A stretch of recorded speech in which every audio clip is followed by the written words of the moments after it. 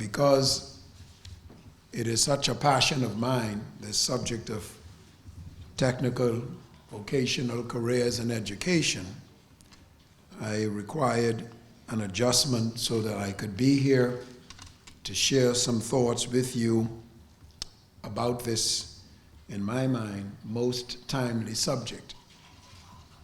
And ladies and gentlemen, please allow me to begin where I began in 2017 with my maiden speech as the Minister of Education. It was before the Bahamas Technical Vocational Institute's graduation, in which I said the following words: "Stop dissing technical vocational education." Stop dissing technical vocational education. Today, the world, not just the Bahamas, suffers a widening and frightening skills, competencies, capabilities deficit that is both alarming yet opportunistic. It could not come at both a worse time when seismic disruptions are accelerating at an unprecedented pace, while at the same time it engineers a prescient moment when creative and maladjusted visionaries will usher in a new era of prosperity and achievement. And for us in the Bahamas, a reconstruction of every conceivable paradigm is required. Let me give you an example. I grew up in Camp Road, and at that time, vocational careers suffered a perception that it was inferior to academic education. In this country, as elsewhere, students, parents, career advisors held the firm and unshakable bias in favor of traditional academic pursuits, and saw technical education or technical vocational careers as a second tier, and that it was more suited for students of lower aspirations or deficient academic abilities. I thought then, as I think now, that it was and is galloping nonsense. That defective, poisonous thinking, if allowed to persist, will steer this society into a tragic future. A tragic future because no society can successfully grow or operate without a dynamic, aggressive, powerfully explosive, and technically capable workforce. From artisans and plumbers and carpenters, electricians, to mechanical operators and technologists, the infrastructural integrity of any society is doomed without an adequate, capable, skilled, and competent cadre of technicians sufficiently equipped with the fundamental skill sets and the social accoutrements that will engineer a vibrant socio-economic, life-enhanced community. And please understand, when I talk about skills and competencies gap, I'm not just talking about plumbers and electricians, though they are important. I am talking about the entire gamut of human endeavor, including the academic, the vocational, the technical, the emotional, intellectual, the cultural, and the social dimensions. Because for me, it is useless that one may be an expert programmer, computer programmer, but is otherwise contaminated by an infectiously negative attitude, an inability to work in cohesion with others, is disrespectful to colleagues, contemporaries, or social norms, cannot extract simple conclusions from basic data, or is incapable of appreciating the universal context of human existence. That's a worthless human being. While these more esoteric values may be easily measured, when they are defective, deficient, or absent, we know them and we feel them profoundly. Ladies and gentlemen, today, time, unfortunately, is not on our side. This government promised, before coming to office, that it would increase its investment in education, and we have done so. Particularly promised that it would increase it in technical and vocational education, and it is doing so now. The National Development Plan in its draft form identified that this country suffers a national skills deficit. And how unfortunate, because according to the World Economic Forum, which is right now in session in Davos, Switzerland, and I quote, rapid technological innovation, globalization, demographic shifts, climate change, and geopolitical transformations are having an unprecedented impact on the work and the skills landscape. On one hand, new technologies bring with them exciting opportunities, both for businesses in terms of their productivity and for the workforce in terms of replacing unhealthy, dangerous, and repetitive tasks with highly skilled work.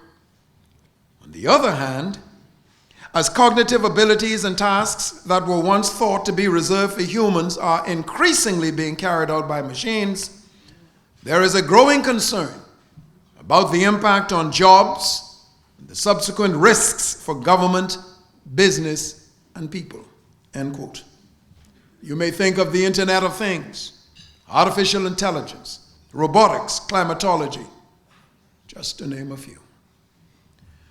We in the Bahamas, like every country on earth, is the beneficiary, some say the victim, of the peerless seismic shifts underway in the world today.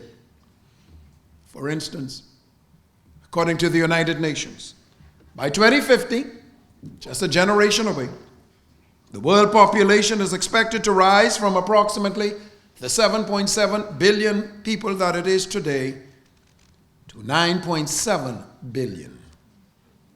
And all of these additional people will mean more cars, certainly not in New Providence, more homes, more water, and electricity consumption, and a far greater carbon footprint.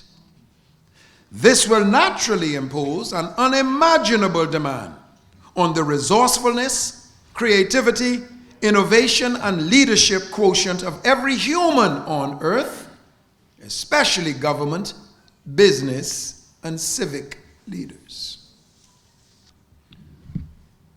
In the book, The Bold, the authors Stephen Kotler and Peter Diamandis stated very clearly, you can either disrupt or be disrupted, end quote. This Bahamas must change its intellectual and commercial paradigms, its mental orientations, its educational strategic designs, or be relegated to the dustbin of history. We have few advantages that compel anyone, even our own citizens, to demand that they do business with us, period. Therefore, an intentional, sustained, undistracted pursuit of closing the skills gap here through TVET and other educational enterprises and the expanded social consciousness can and will augur a beneficial future for this country. But we must start now. Let me explain. In the space of history, there's something called vintage years. We have it in the wine industry, vintage. We have it in commerce. New York Times columnist, my dear brother and friend, Thomas Friedman, just recently completed a book. It's called Thank You for Being Late. Read it. He said that in 2007 was a vintage year, and he can prove it. It was the year that the iPhone hit the shelves. It was the year that Twitter was no longer a bug, but reached a global scale. It was the year when Airbnb created in a San Francisco apartment became global. It is the year 2007 when Facebook went from a small-sized social network on a Harvard campus that began in 2004 to a global behemoth with, by 2012, 1 billion users. In 2007, the cloud was in the sky. Today, it's essential computing. From 2007 to 2014, mobile data traffic through AT&T's national wireless network rose by over 100,000%. In 2010, just 3 years later, the ILO published a report, and it entitled it A Skilled Workforce for Strong, Balanced, Sustainable Growth. And here's what it says. I quote, "Equipping the workforce with the skills required for the jobs today and those of tomorrow is a strategic concern in the national growth and development outlooks in all countries. The globalization of markets is accelerating the diffusion of technology and the pace of innovation. New occupations are emerging and replacing others, and within each occupation, required skills and competencies are evolving as the knowledge content of production processes and services is rising." End quote. That's a decade ago. Imagine the change. About 2 years ago, a young lady came to my office and asked if she would kindly get some support to study project management in China. I looked at her up and down and I said, yes. And she did. She went for a year to China. When she returned, she came to visit me to say thank you. She had completed successfully that project. And I asked her a question in the presence of the permanent secretary. Give me one thing that you experience in China that you do not now experience in the Bahamas. She lifted up her cell phone and showed it to me. Playing dumb, I says, "What does that mean?" She said, "This is all I need, Minister." I says, "All you need? What do you mean?" "I pay my rent. I buy my groceries. I pay my transportation. I pull money off of my account, transfer it here. My mother sends me money. I send back this, that, the next." He says, "In fact, Mr. Minister, if I want to give the beggar on the street $1, in Chinese, the yuan, I send it to his cell phone."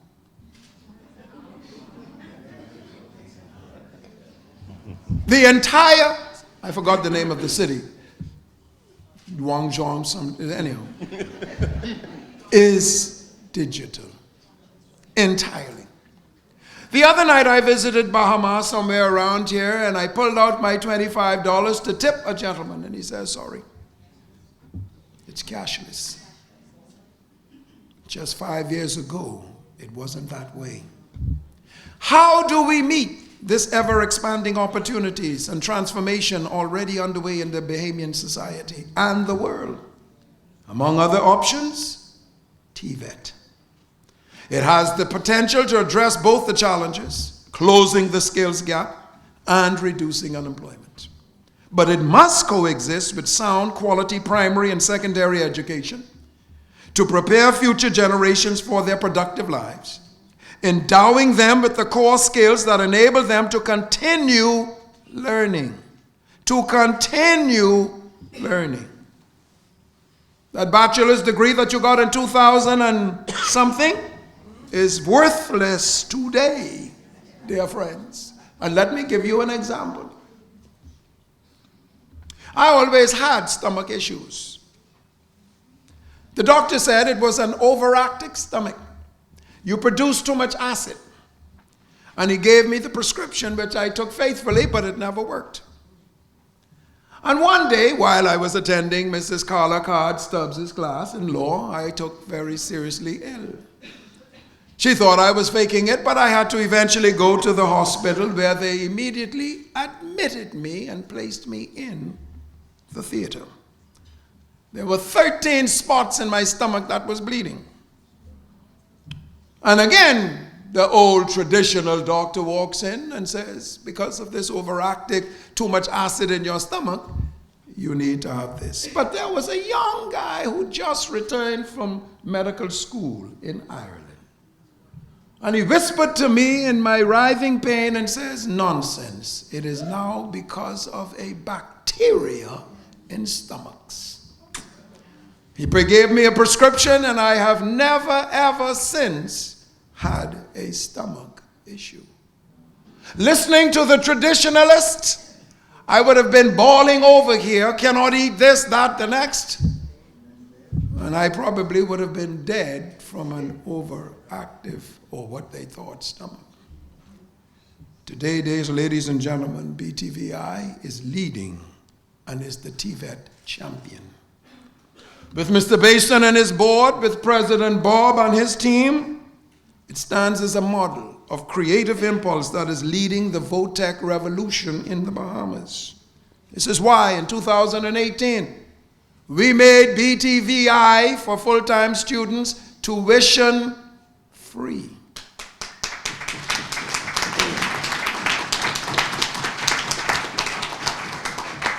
A significant percentage of those students who would enjoy such free tuition did not have to have a single qualification.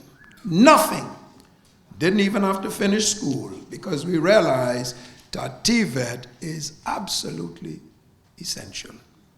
As a result, its population has expanded by over 30%. Today, BTVI is well on its way to expanding its offerings across the Commonwealth of the Bahamas through distance learning. Not only that, it has also embarked on a very aggressive, and I consider to be most unique program in the Commonwealth of the Bahamas called dual education, where students in high school can now take BTVI courses while still in high school, and that enrollment is 700, which will go to 1,000 by this fall.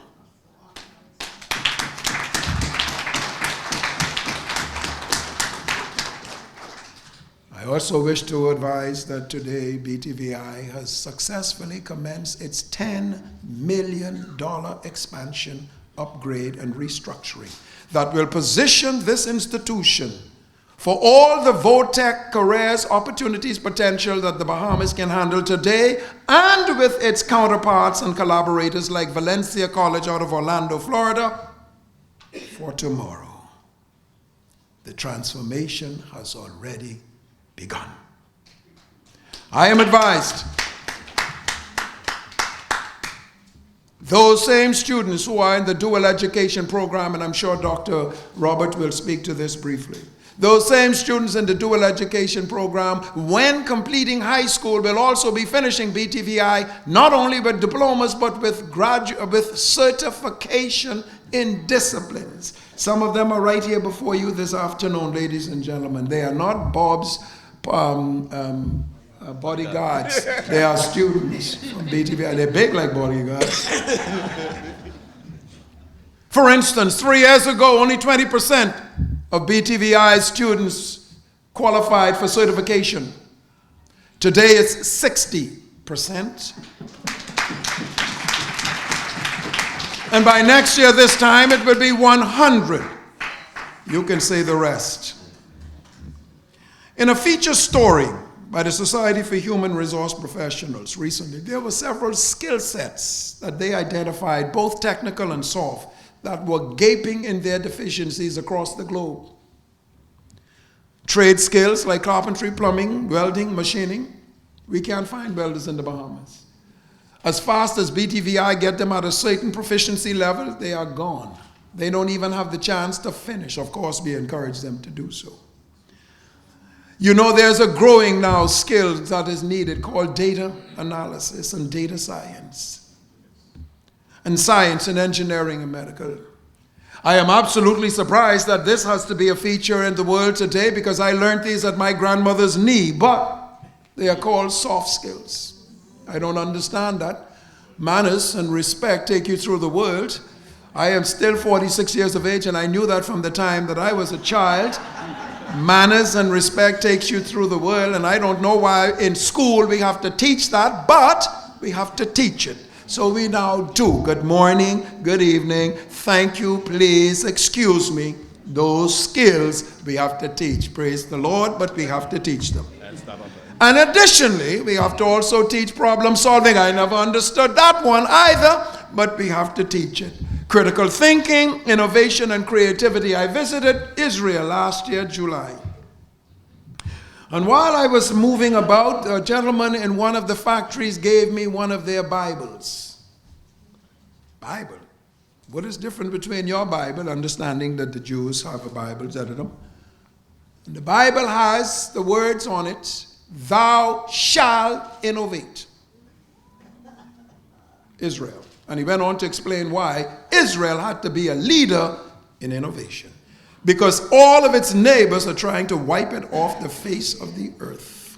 We have the luxury that everybody wants to come here. But if we had that same circumstance, we probably would be innovating too. The ability to deal with complexity and ambiguity and communication. These are the soft skills that we have to teach today. Lord, have mercy what is happening in the homes. As the OECD stated, narrowing the skills gap is key to future growth for all countries. And here's what they recommended. 5 things. Number 1, we must improve the quality of learning outcomes by putting emphasis, premium on skills-oriented learning. I came out of a classroom this morning. I visit classes, schools on Thursdays. I came out of a school this morning, grade 4. I said grade 4. Grade 4. Repeat after me. Grade 4. Grade 4. I says, put your pencils down, everybody. Close your eyes. 120 divided by 6. Didn't get it. Number 2. They couldn't get it. Grade 4. Grade 1, 2, 3, 4. Mental. That's the... Mr. Stubbs, give me a minute. They always told us that we cannot teach people how to think. Lies. Nonsense. Of course you can teach them how to think. You give them a problem, and they fix it. And they figure it out. Of course. That little exercise was how to think. But without the paper, they couldn't move. Isn't it amazing? I said, I'll give you another problem. Same class, give you another problem. Junior left Cat Island on Sunday morning at 7 o'clock, arrived in New Providence 5 p.m. on Wednesday, left New Providence on Thursday and went to Miami, came back on Friday. How long did Junior stay on the sea? Between Nassau, Cat Island and Nassau. Couldn't get it. Grade 4. So I walked them through the exercise. Well, how many hours is in a day? What is 24 hours from Sunday 7 to Monday 7? And so on and so forth. Oh, they got it. Number 3, encourage adults to invest in further learning, especially adults. Folks who are here, many of you are my age, somewhere around the 40s. Please listen, understand. You think I'm joking? Understand. You never stop learning. I went back to law school at 52. But I am 46. This coming February, I start my piano lessons.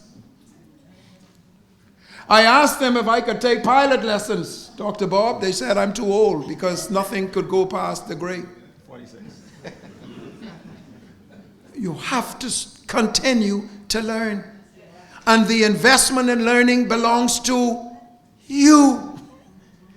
And there's BTVI, a young lady. I went to a fast food restaurant last evening, and she said, Minister, how can you get me into a school?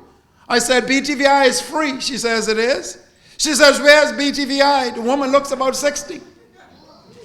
Whose responsibility for education is it? It's yours. Number 4, companies need to expand training programs to help improve skills of new hires and to retain mature ones. The first thing to go is training. Nonsense. And the excuse is, I only training them so that they can go elsewhere. That's also nonsense. You're training them so while they are here, they can be a benefit to you. Number 5, you must collaborate with educational institutions, companies, to build talent pipelines like BTVI is doing with the schools. You can adopt a school, adopt a C.C. Sweeting, an Anatole Rogers, a C.V. Bethel, and focus on a particular, discipline within the school, so that you can ensure that people who are coming out of that school may eventually end up in your establishment.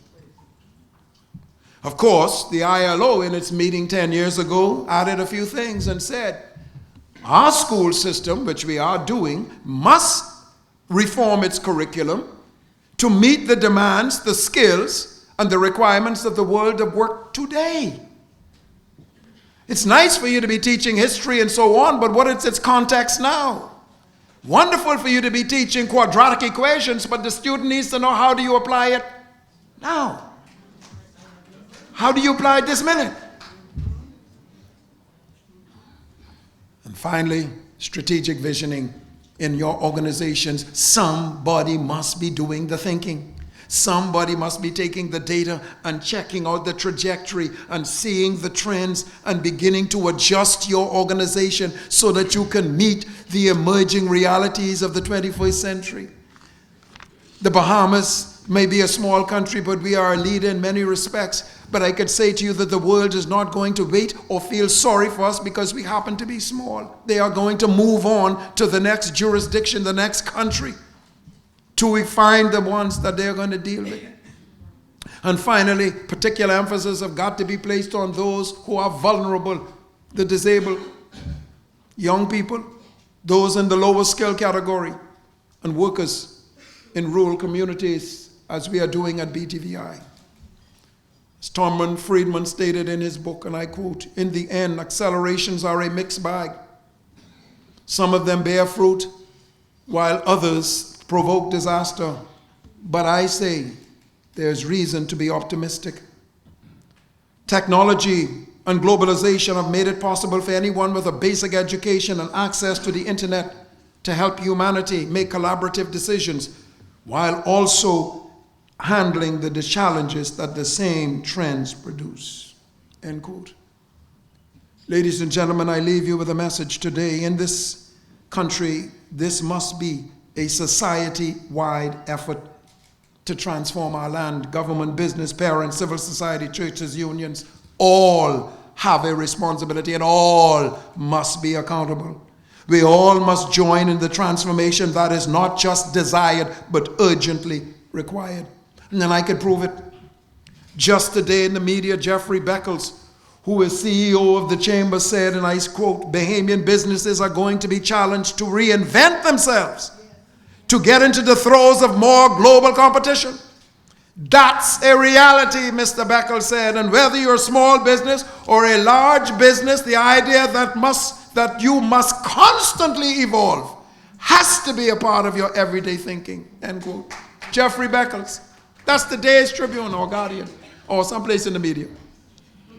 The former contractors president, Mr. Leonard Sands, Mr. Pratt, you know him very well, said almost the same thing today. And is quoted saying, "Unless large contractors change their business model, we are going to see more giants fail." End quote. They didn't know I was going to be speaking to you. And here they are, echoing virtually exactly what I'm sharing. But we are doing something about it in education through BTVI. My message is, we must change, and we must keep changing. We don't just learn once, we must keep learning. You're hearing it from me and from everyone else, locally and internationally. Thank you.